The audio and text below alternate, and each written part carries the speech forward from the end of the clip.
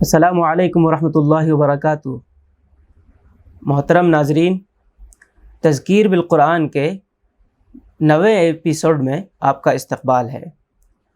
آج انشاءاللہ ہم سورۃ البروج کا ترجمہ اور مختصر تشریح پیش کریں گے۔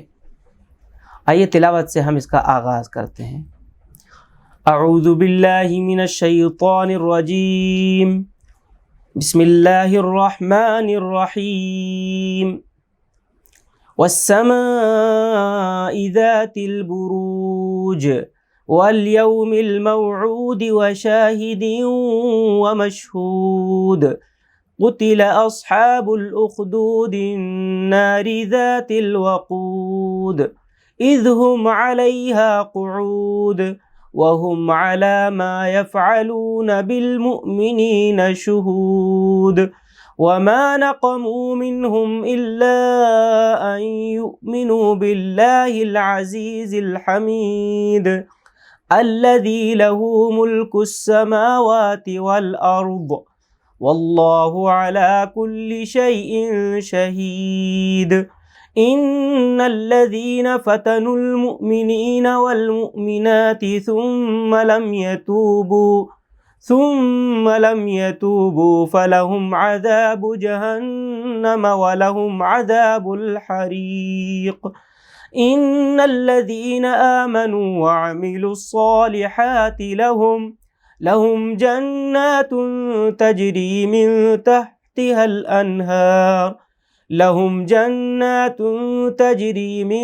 تحتها الأنهار ذلك الفوز الكبير إن بطش ربك لشديد إنه هو يبدئ ويعيد وهو الغفور الودود ذو العرش المجيد فعال لما يريد هل أتاك حديث الجنود فرعون وثمود بل الذين كفروا في تكذيب والله من ورائهم محيط بل هو قرآن مجيد في لوح محفوظ۔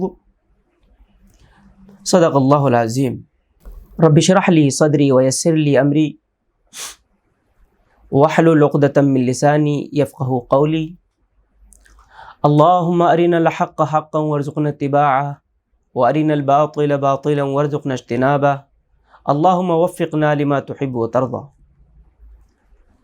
محترم سامعین، سورۃ البروج یہ مکی سورت ہے اور مکہ معظمہ کے اس دور کی نازل ہونے والی سورت ہے جس وقت مسلمانوں کو دردناک سزائیں دی جا رہی تھیں،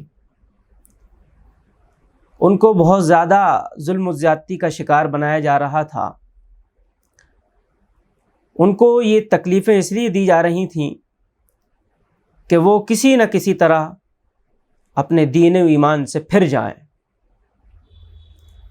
اس صورت کے اندر ان ظالموں کو خبردار کیا گیا ہے، ان کے انجام سے ڈرایا گیا ہے اور مسلمانوں کو تسلی دی گئی ہے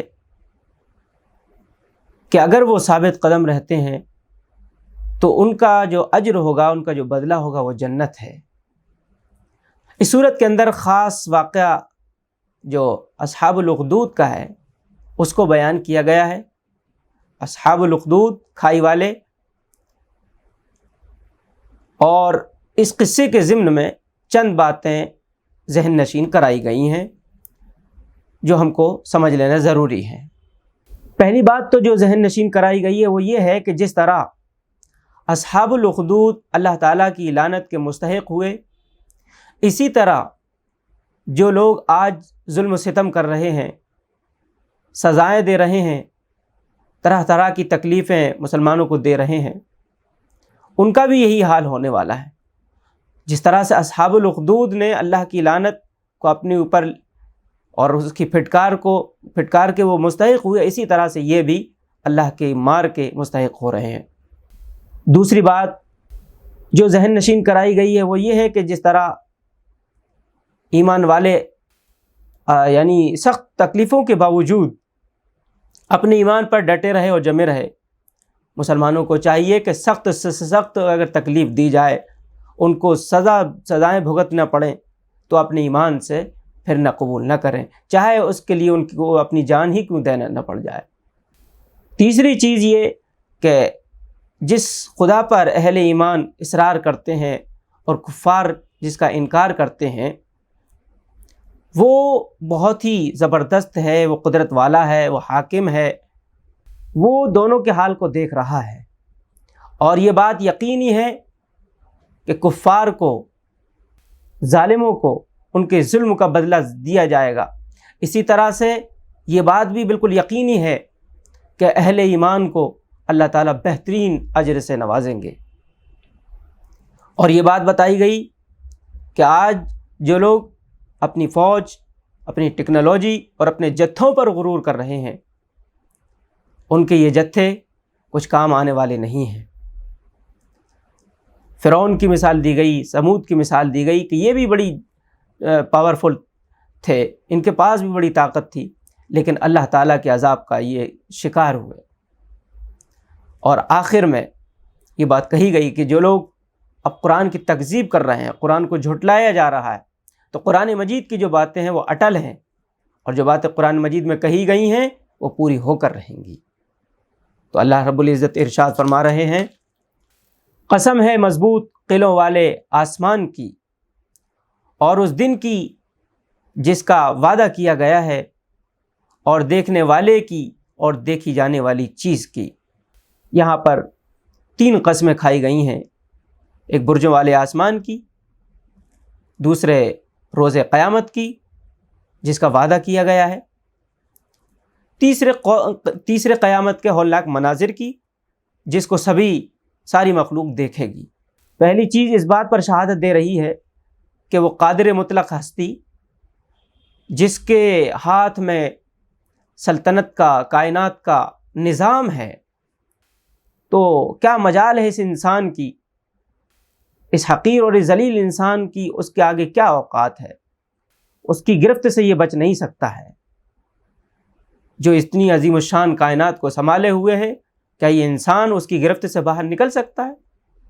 دوسری چیز کی قسم اس بات پر کھائی گئی ہے کہ دنیا کے اندر جو ظلم کرنا تھا، جو ظلم کرنا چاہا کیا، لیکن بہرحال ایک دن آنا ہے، یعنی قیامت کا آنا یقینی ہے، جس میں فیصلہ چکا دیا جائے گا، مظلوم کی داد رسی کی جائے گی، ظالم کو ظلم کا بدلہ دیا جائے گا۔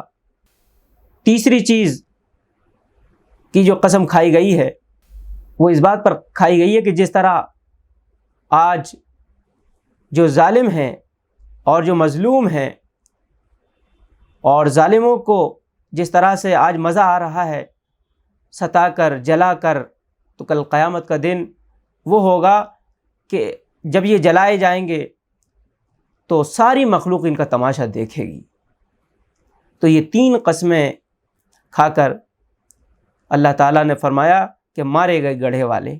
یہاں پر ایک بات اور ذہن میں رکھنے کی ہے کہ عربی زبان کے اندر یہ بروج جو آیا ہے لفظ، یہ برج کی جمع ہے، یعنی عربی زبان کے اندر قلعے کو کہتے ہیں، یعنی وہ مضبوط عمارتیں جو دشمن سے حفاظت کے لیے بنائی جاتی ہیں۔ اور سورہ ہجر کے اندر بھی یہ لفظ جہاں آیا ہے، اس کے بعد یہ بات کہی گئی ہے کہ ہم ان کو دیکھنے والوں کے لیے مزین کیا، ہم نے ان کو دیکھنے والوں کے لیے مزین کیا اور ہر شیطان مردود سے ان کو محفوظ کر دیا۔ اس مضمون سے یہ بات معلوم ہوتی ہے کہ عالم بالا کے اندر کچھ خطے ہیں جنہیں اللہ تعالیٰ نے ایک دوسرے سے بہت ہی نہایت ہی مضبوط سرحدوں کے ذریعے سے ایک دوسرے سے الگ کر دیا ہے کہ ایک خطے سے دوسرے خطے میں، ایک علاقے سے دوسرے علاقے میں جانا بہت مشکل ہے، اور اس کی صحیح حقیقت کیا ہے اللہ تعالیٰ زیادہ جانتے ہیں۔ یہاں پر ایک بات اور ہے جو ذہن میں رکھنے کی ہے کہ کائنات کے اور عالم بالا کے خاص طور سے جو واقعات بیان کیے جاتے ہیں قرآن مجید کے اندر، تو اس سے غرض صرف یہ ہوتی ہے کہ اللہ تعالیٰ کی جو صناعی ہے، اللہ تعالیٰ کی جو کاریگری ہے، وہ دلیل کے طور پر انسان کے سامنے پیش کی جائے تاکہ وہ بات اس کے لیے سمجھنا آسان ہو جائے جو بات بتانے کی کوشش کی جا رہی ہے، سمجھایا جا رہا ہے جس بات کو۔ تو اس سے مقصد یہ نہیں ہوتا ہے کہ انسان کے سامنے کوئی علمی اور تحقیقی بحث پیش کی جائے، کوئی ریسرچ پیش کی جائے کہ اس کی حقیقت کیا ہے، کوئی اس کی بناوٹ کیا ہے، تو یہ مقصد سرے سے ہے ہی نہیں۔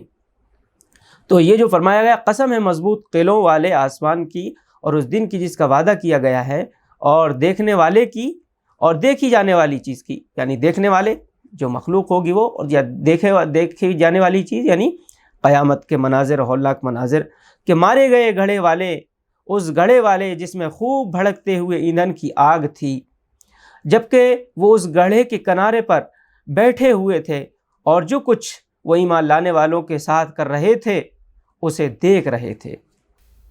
گڑھوں میں آگ جلا کر ایمان والوں کو پھینکنا اور اس طرح ان کو جلا دینا، اس طرح کے متعدد واقعات ہیں جو تاریخ میں ہم کو ملتے ہیں، روایات ہیں ان سے متعلق۔ اس سے معلوم ہوتا ہے کہ اس طرح کے مظالم نہ جانے کتنی مرتبہ دہرائے گئے ہیں۔ ایک واقعہ حضرت علی رضی اللہ تعالیٰ عنہ سے مروی ہے، ایران کے بادشاہ کا، اسی طرح سے یمن کے ایک بادشاہ کا بھی ذکر ملتا ہے۔ یعنی اللہ ہی بہتر جانتا ہے کہ انسانی تاریخ نے کتنے اس طرح کے واقعات پیش کیے ہیں اور موجود ہیں انسانی تاریخ کے اندر۔ یہاں پر ایک واقعے کو میں ذکر کر دینا مناسب سمجھتا ہوں اختصار کے ساتھ، جو کہ حضرت صہیب رومی رضی اللہ تعالیٰ عنہ نے رسول اللہ صلی اللہ علیہ وسلم سے روایت کیا ہے کہ ایک بادشاہ کے پاس ایک جادوگر تھا، وہ بوڑھا ہو گیا، تو بڑھاپے میں اس نے سوچا کہ وہ اپنا علم کسی کو منتقل کر جائے، تو بادشاہ سے کہا کہ کوئی لڑکا مجھے دے دیا جائے تاکہ میں اس کو یہ جادو سکھا سکوں۔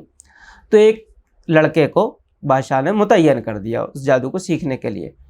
اس لڑکے نے جادو سیکھا، وہ اس ساحر کے پاس آنے جانے لگا، تو بیچ میں ایک راہب بھی اس لڑکے کو ملتا تھا۔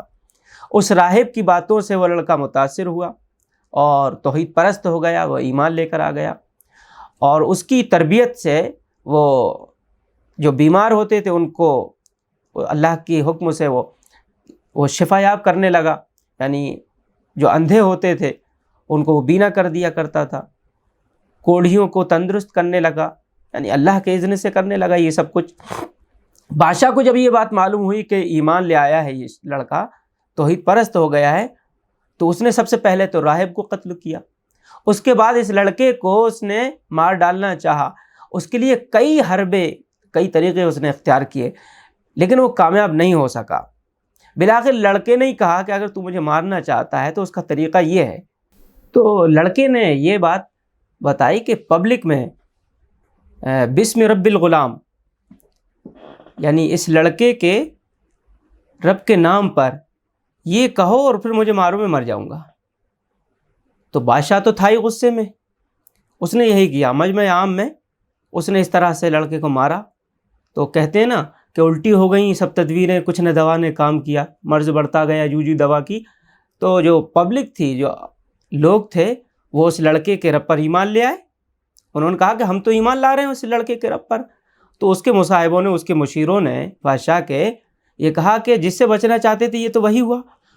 اس سے اور اس کا غصہ بھڑکا، اس نے گڑھے کھدوائے اور جو جو اہل ایمان تھے، ایمان والے تھے، ان سب کو اس نے ان گڑھوں کے اندر ڈلوا دیا۔ تو جیسا کہ میں نے بتایا، نہ جانے کتنے ایسے واقعات ہوں گے جو تاریخ میں درج ہیں، اور ہر دور میں اس طرح کے واقعات ضرور پیش آئے ہیں اور آتے رہیں گے، یعنی اہل ایمان کو اس طرح سے آزمایا جاتا رہے گا۔ اور ان اہل ایمان سے ان کی دشمنی اس کے سوا کسی وجہ سے نہ تھی کہ وہ اس خدا پر ایمان لائے تھے جو زبردست اور اپنی ذات میں آپ محمود ہے اور آسمانوں اور زمین کی سلطنت کا مالک ہے، اور وہ خدا سب کچھ دیکھ رہا ہے۔ اللہ تعالیٰ کی صفات کا ذکر کیا گیا ہے یہاں پر، جن کی بنا پر اللہ تعالیٰ ہی اس بات کے مستحق ہے کہ اس اللہ کے اوپر ایمان لایا جائے، اور وہ لوگ ظالم ہیں جو اس بات پر بگڑتے ہیں کہ کوئی اس کے اوپر ایمان لایا ہے۔ محترم سامعین، دعوت حق جب کبھی بھی اٹھی ہے، جب کبھی بھی سربلند ہوئی ہے، تو تقریباً ایک ہی طرح کے حالات سے اس کا سامنا رہا ہے، ایک ہی طرح کے مرحلوں سے اس کو گزرنا پڑا ہے۔ ابتدا میں کچھ لوگ اس کی طرف توجہ نہیں دیتے ہیں، وہ سمجھتے ہیں کہ یہ تحریک اٹھی ہے اور بس یوں ہی دب جائے گی، لیکن جب کچھ لوگ اس تحریک کا حصہ بنتے ہیں، اس دعوت حق کو قبول کرتے ہیں، تو باطل کے خیمے میں پھر کچھ ہلچل پیدا ہوتی ہے۔ تو ان لوگوں کے لیے یہ موقع ہوتا ہے کہ اب دبایا جائے، جو ایمان لے کر آ رہے ہیں، جو تحریک کا حصہ بن رہے ہیں، ان کو ڈرایا اور دھمکایا جائے تاکہ وہ اس تحریک کا حصہ نہ بنیں، اس دعوت کو وہ قبول نہ کریں۔ تو یہ وہ طبقہ ہوتا ہے ڈرانے اور دھمکانے والا جس کے پاس اقتدار ہوتا ہے، سیاسی اقتدار ہو یا پیشوائی رہنمائی ہو۔ وہ یہ سمجھتے ہیں کہ ہم جو کچھ کہیں گے تو لوگ اس کو تسلیم کریں گے، لوگ مانیں گے، اور ہوتا بھی ہے ایسا۔ اور پھر جب معاملہ آگے بڑھتا ہے تو یہ ڈرانے اور دھمکانے کے سلسلے کو اور زیادہ آگے بڑھاتے ہیں، جس سے کچھ لوگ پیچھے ہٹ جاتے ہیں، کچھ لوگ ڈر جاتے ہیں۔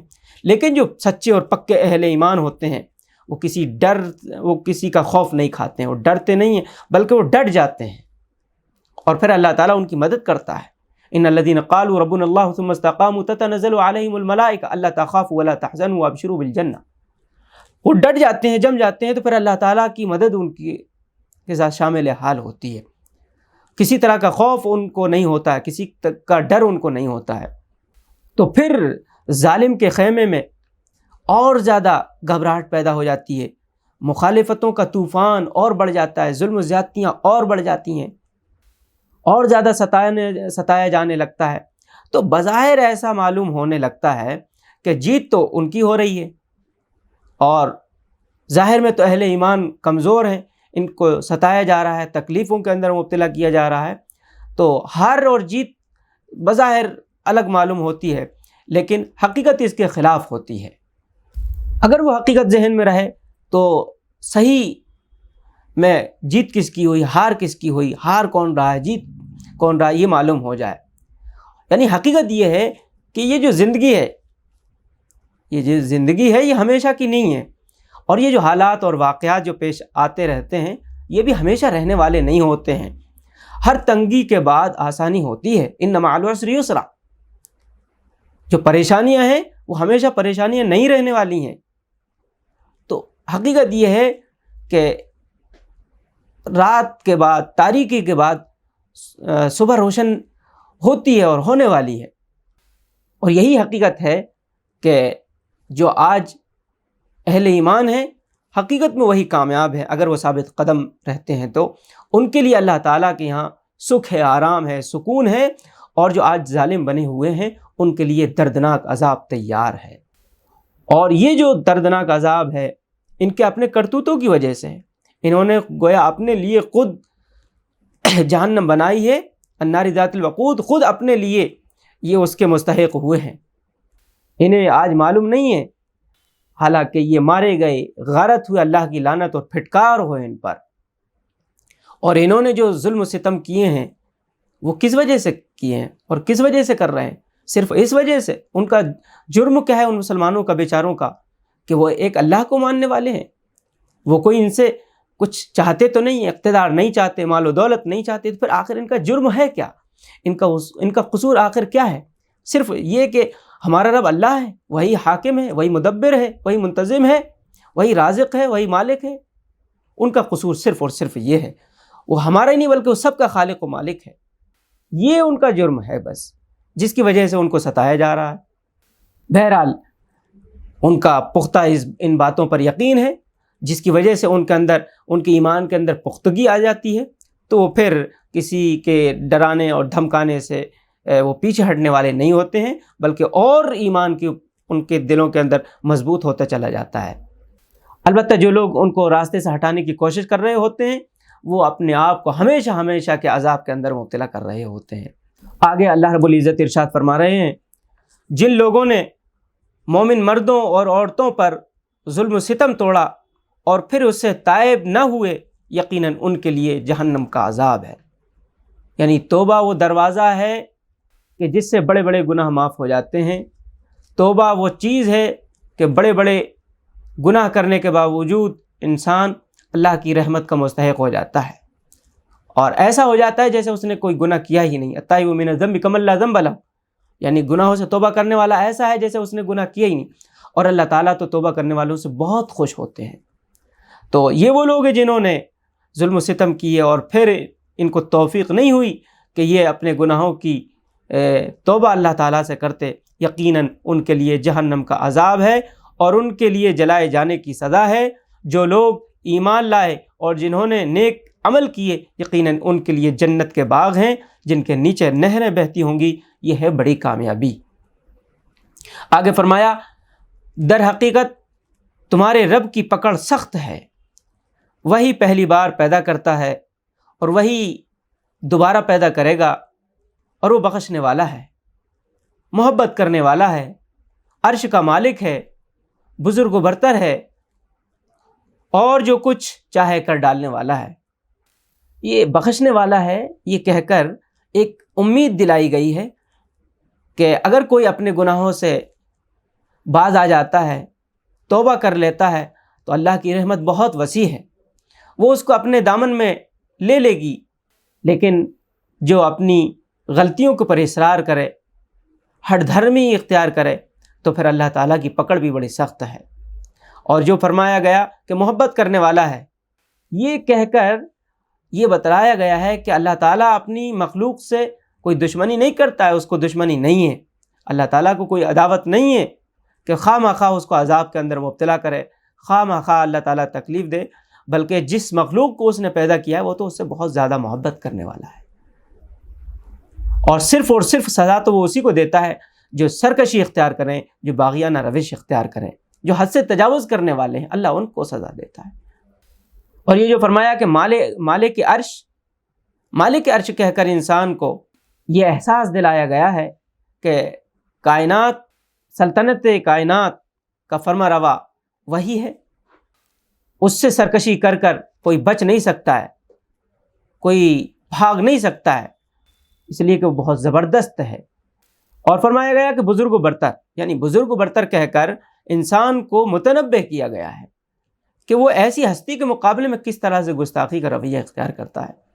اور آخری صفت یہ بیان کی گئی ہے کہ جو کچھ چاہے کر ڈالنے والا ہے، یعنی پوری کائنات میں کسی کی بھی طاقت نہیں ہے کہ اللہ تعالیٰ جس کام کو کرنا چاہے اور کوئی اس کے سامنے آ جائے، کوئی مزاحم ہو جائے، کوئی رکاوٹ ڈال دے. کوئی بھی ایسا نہیں ہے اللہ تعالیٰ کے مقابلے میں ایسا کہ کچھ بھی کر سکے. تو آگے فرمایا کیا تمہیں لشکروں کی خبر پہنچی ہے، فرعون اور ثمود کے لشکروں کی، مگر جنہوں نے کفر کیا ہے وہ جھٹلانے میں لگے ہوئے ہیں. یعنی انسان کو یہ بتایا گیا ہے کہ وہ نصیحت حاصل کرے. آج انسان یہ سمجھ رہا ہے کہ وہ طاقت اس کے پاس ہے، مال و دولت اس کے پاس ہے، فوج ہے، ٹیکنالوجی ہے، تو اس کو اس غرور کے اندر مبتلا نہیں ہونا چاہیے.